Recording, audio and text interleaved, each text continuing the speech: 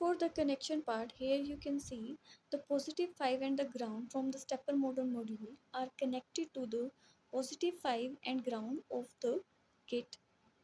And we have used 0.2 mm wire here, which is connected to positive 5 terminal of the kit to the third pin of the stepper motor module. The third pin is of motor supply. Here you can see the motor supply. Okay, now next connection is from stepper motor module to the stepper motor. Here you can see the stepper motor. Now this is the flat ribbon cable which is connected to pin number 1 of module to the pin number 1 of 8255 to interrupt control interface. So now all the connections are done.